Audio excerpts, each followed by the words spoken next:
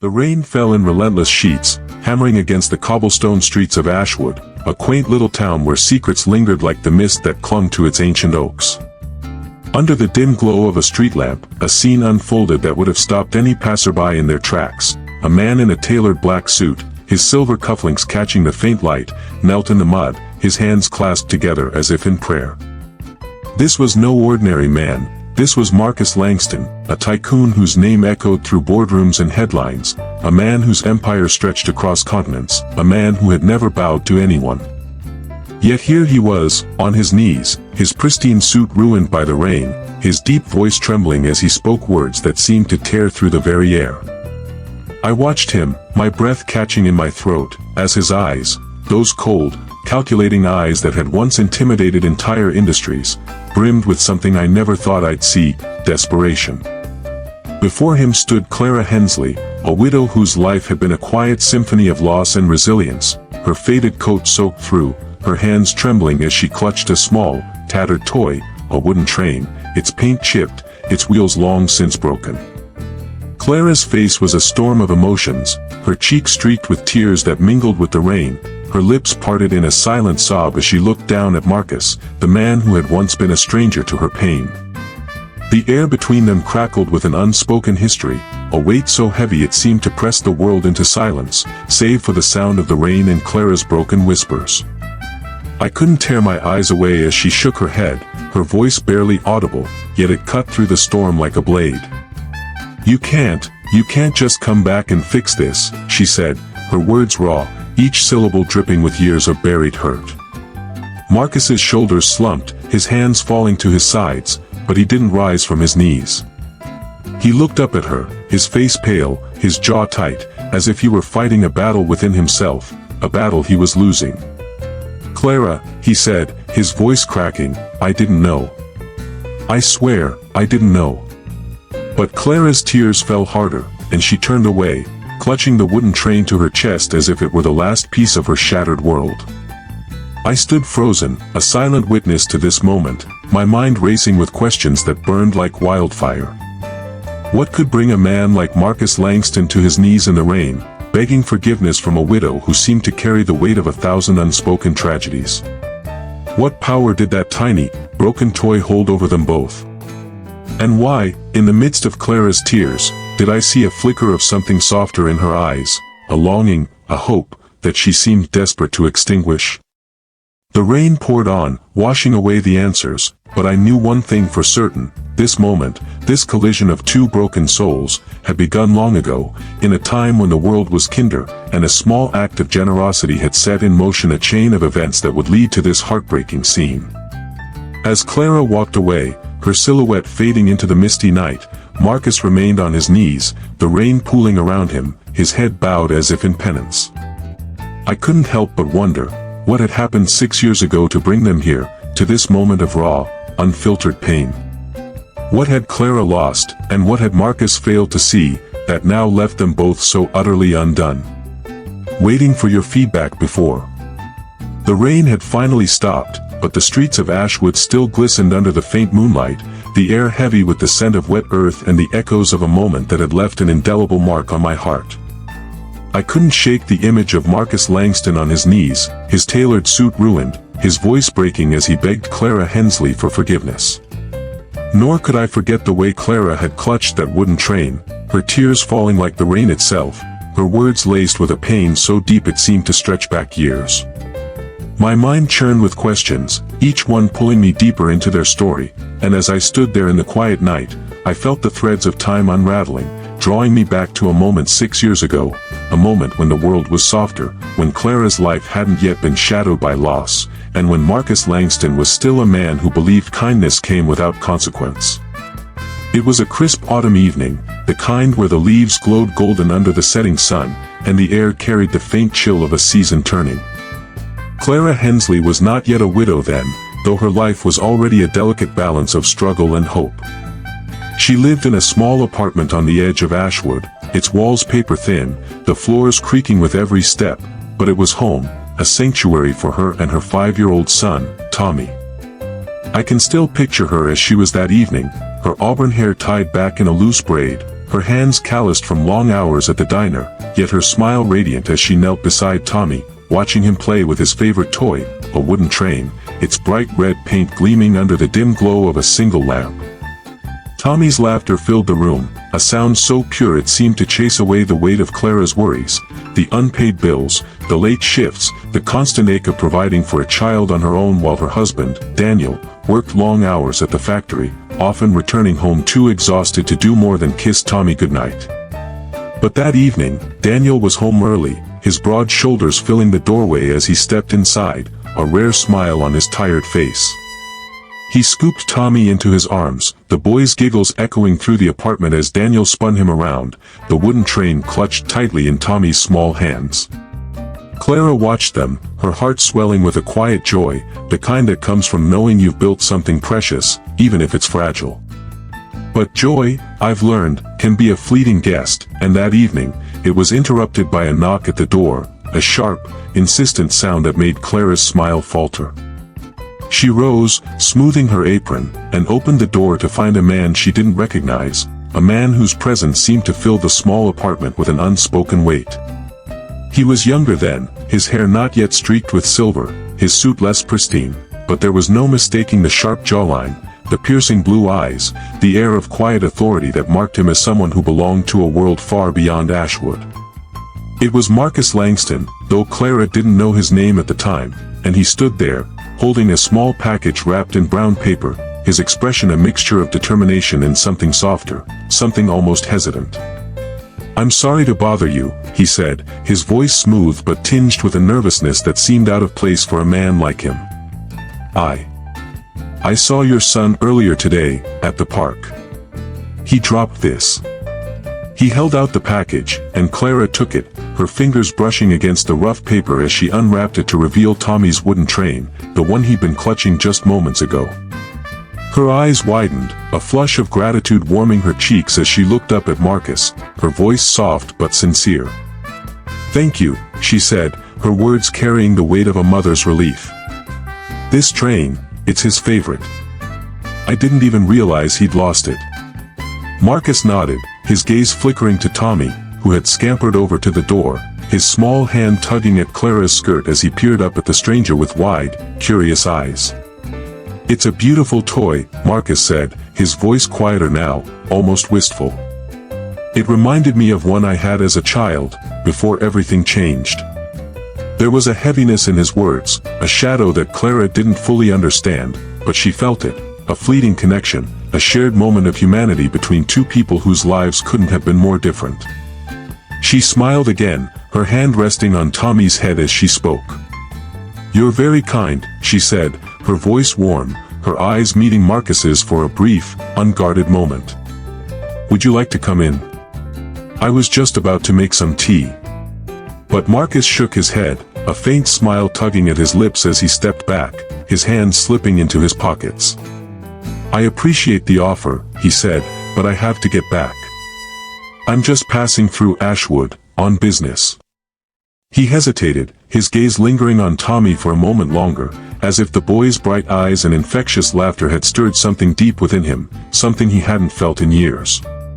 Then he turned to leave, his footsteps echoing down the narrow hallway, leaving Clara standing in the doorway, the wooden train in her hands, a strange sense of gratitude mingling with an unexplainable ache in her chest. She didn't know it then, but that moment, that simple act of kindness from a stranger, would set in motion a chain of events that would change her life forever. As she closed the door, Tommy tugged at her hand, his voice bright with excitement. "Mommy, that man was nice," he said, his small fingers tracing the edges of the train. Clara nodded, her smile soft but tinged with a quiet unease, as if she could sense the storm that was coming, even if she couldn't yet see its shape. "Yes, sweetheart," she said, pulling him close, her voice a whisper against his hair. "He was very nice." But as the evening faded into night, and the lamp's glow cast long shadows across the room, I couldn't help but feel the weight of what was to come, a tragedy that would shatter Clara's world, a secret that would haunt Marcus for years, and a connection that would bring them back together in the most unexpected, heartbreaking way. What had happened after that autumn evening to lead them to that rainy street in Ashwood, where Marcus knelt in the mud and Clara wept for all she had lost? The answers lay in the years between, in the choices they made, the paths they took, and the truths they buried, waiting to be unearthed. The memory of that autumn evening 6 years ago lingered in my mind like the scent of fallen leaves, a moment of fragile warmth that seemed so distant now, after witnessing Clara Hensley's tear-streaked face and Marcus Langston's desperate plea in the rain. The wooden train, that small token of kindness, had been the thread that tied them together, but the years between that fleeting encounter and the stormy night in Ashwood had woven a tapestry of sorrow, secrets, and unspoken regrets. My thoughts drifted back, not to the moment Marcus returned Tommy's toy, but to the weeks and months that followed, when the delicate balance of Clara's life began to crumble, and Marcus's world, so far removed from hers, became entangled in a way neither of them could have foreseen. It was late winter, just a few months after Marcus's brief visit to Clara's apartment, and Ashwood was blanketed in a thin layer of snow, the kind that crunched underfoot and turned the town into a quiet, frozen dream. Clara's life had taken on a heavier weight since that autumn evening, though she couldn't pinpoint why. Perhaps it was the way Tommy had started asking about the nice man who returned his train, his innocent questions stirring a strange longing in Clara's heart, a longing for connection in a life that often felt so solitary.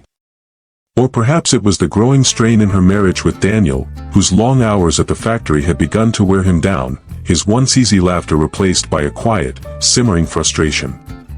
Clara felt it too, the pressure of making ends meet, the endless cycle of work and worry, the fear that one wrong step could unravel everything they'd built for Tommy. But she held on, as she always did, her love for her son a beacon in the darkest moments, her hands steady as she poured coffee at the diner, her smile unwavering even when her heart was heavy. One evening, as the snow fell softly outside, Clara was working a double shift at the diner, her apron stained with grease, her feet aching from hours on the floor. The diner was nearly empty, save for a few regulars nursing their coffee, when the bell above the door jingled, and a man stepped inside, shaking the snow from his coat.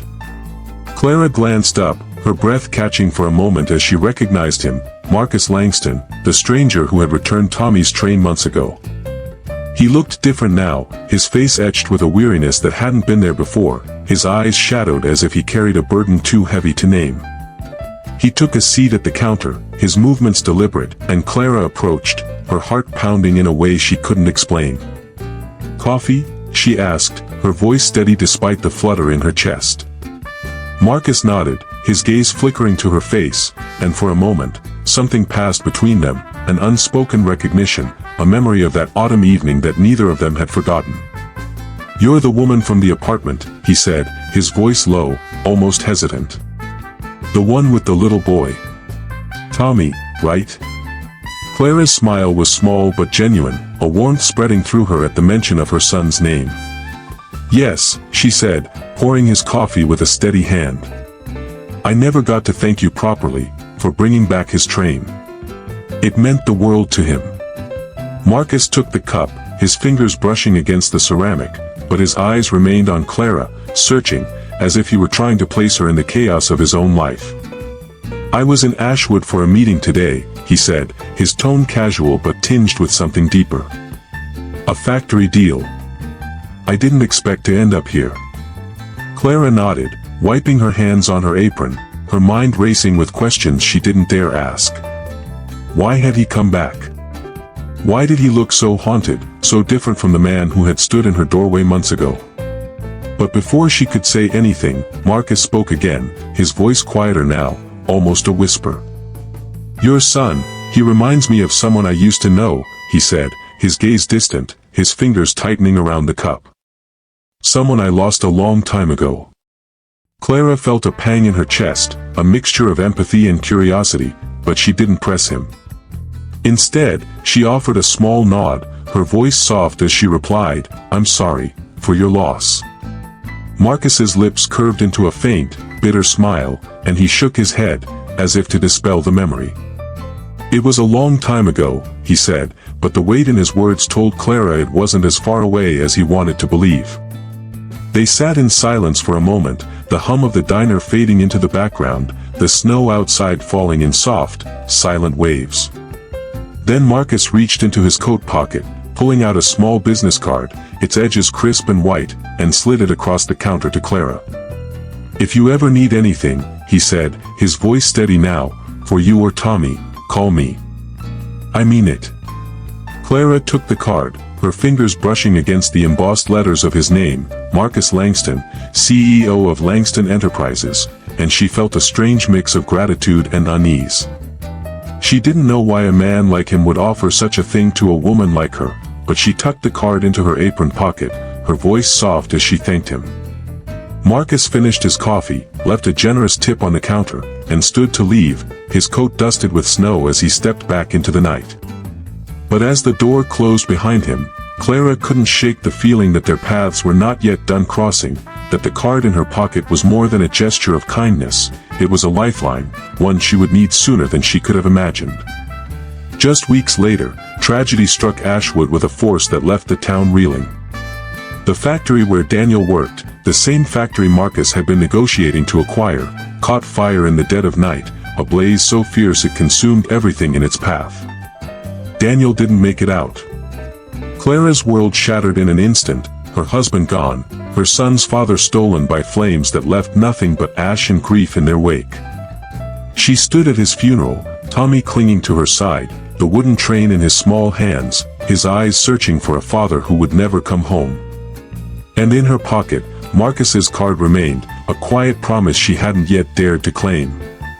But as the snow melted and spring came to Ashwood, Clara's grief began to harden into something else, anger, questions, a burning need to know why the factory had burned, why her husband had been taken from her. She didn't know it then, but the answers she sought would lead her back to Marcus Langston, and the truth would be more devastating than she could have ever imagined. What had happened that night at the factory, and how was Marcus connected to the fire that had torn Clara's life apart? The pieces were falling into place, but the full picture was still out of reach, waiting to be uncovered in the days to come. The echoes of tragedy still lingered in my mind as I thought back to the winter that had shattered Clara Hensley's life, the fire that stole her husband, Daniel, and left her a widow with a young son to raise alone. The image of Clara standing at the funeral, Tommy clutching his wooden train, was a haunting one, a stark contrast to the rainy night in Ashwood where Marcus Langston had knelt before her, begging for forgiveness. But the path from that winter to that stormy confrontation was paved with secrets, guilt, and a truth that had been buried for far too long. My thoughts pulled me back to the months following Daniel's death, when Clara's grief had turned into a quiet determination, a fire of her own that burned with questions about the factory blaze.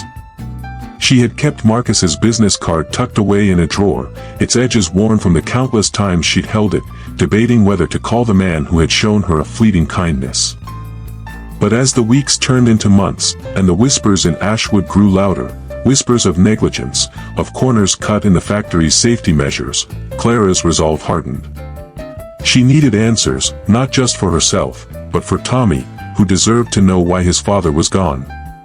On a gray morning in early spring, Clara stood outside the towering glass building of Langston Enterprises, her hands trembling as she clutched the card Marcus had given her. The receptionist had looked at her with thinly veiled skepticism, a woman in a faded coat, her face etched with exhaustion, asking to see the CEO, but Clara's quiet insistence, her voice steady despite the storm in her heart, had eventually won out. She was ushered into a sleek office, the city skyline stretching out beyond the windows, a world so far removed from her own that it felt like stepping into a dream. Marcus was there, seated behind a polished desk, his suit impeccable, his expression one of mild curiosity as he looked up from a stack of papers. But when he saw Clara, his face changed, a flicker of recognition passing through his eyes, followed by something darker, guilt, perhaps, or fear. "You," he said, his voice low, almost a whisper, as he stood, his chair scraping against the floor. I didn't expect to see you again."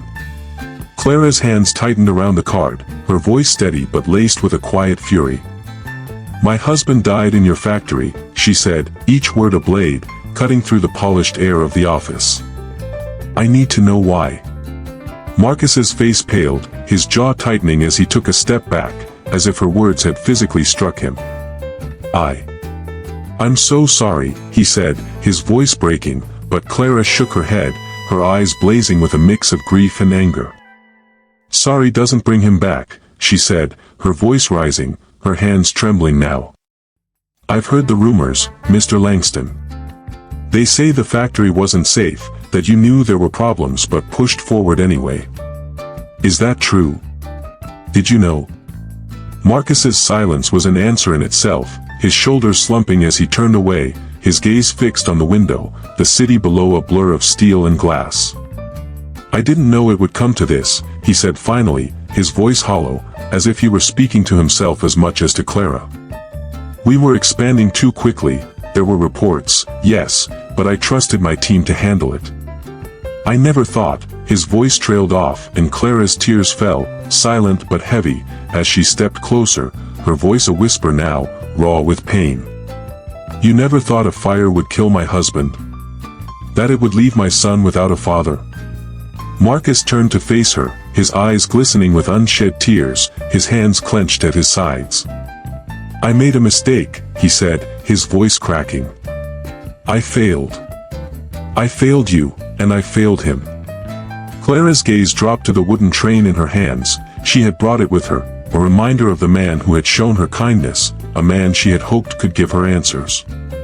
But now, as she looked at Marcus, she saw not a savior, but a man whose choices had shattered her world. "This train," she said, her voice trembling, "was the last thing you gave us, the last moment of kindness before everything fell apart. I thought you might be different, but you're just like the rest of them." She turned to leave, her footsteps echoing in the sterile office, but Marcus's voice stopped her, desperate and raw. "Clara, wait," he said, his hand reaching out, though he didn't touch her. "I can't undo what happened, but I can help you now. Please, let me try." Clara paused, her back to him, her tears falling onto the train in her hands, but she didn't turn around. "I don't need your help," she said, her voice barely above a whisper. "I needed my husband." And with that, she walked away, leaving Marcus standing alone, the weight of his guilt heavier than ever. Years passed, and Clara rebuilt her life as best she could, her love for Tommy a guiding light through the darkness. But Marcus never forgot her, never forgot the pain in her eyes, the accusation that had cut deeper than any boardroom betrayal. He poured his resources into investigating the fire, uncovering the truth of his company's negligence, and though he couldn't bring Daniel back, he made sure the families affected received compensation, a small gesture that felt hollow in the face of such loss. He stepped back from his empire, delegating much of his work, his heart no longer in the pursuit of wealth. Instead, he searched for Clara, quietly, persistently, driven by a need to atone for the past. And then, on that rainy night in Ashwood, he found her. He had tracked her down to the small house she now lived in, a modest place where she and Tommy had carved out a new life. Marcus had stood outside, the rain soaking through his suit, his heart pounding as he knocked on her door. When Clara opened it, her face had hardened at the sight of him, but before she could speak, Marcus had fallen to his knees, his voice breaking as he begged for her forgiveness. "I didn't know how much I'd taken from you," he said, his words raw, his hands clasped together in the mud. "I've spent years trying to make it right, but I know it's not enough. I'm so sorry, Clara." Clara's tears fell, her hands clutching the wooden train, the same toy that had once been a symbol of kindness, now a reminder of all she had lost. But as she looked at Marcus, she saw not the cold Tycoon who had failed her, but a man broken by his own mistakes, a man who had finally understood the cost of his choices. She didn't speak, her throat too tight with emotion, but she stepped forward, her hand reaching out to touch his shoulder, a silent gesture of forgiveness that spoke louder than any words. Marcus looked up at her, his eyes glistening with tears, and for the first time in years, he felt a flicker of hope, a hope that, perhaps, he could begin to heal the wounds he had caused. As the rain slowed to a drizzle, Clara turned back to her house, Tommy's laughter drifting out from inside, a sound that reminded them both of the love that endured, even through the darkest storms. And in that moment, I knew their story had come full circle, a journey of loss and redemption that had begun with a simple act of kindness, and ended with a quiet, healing touch.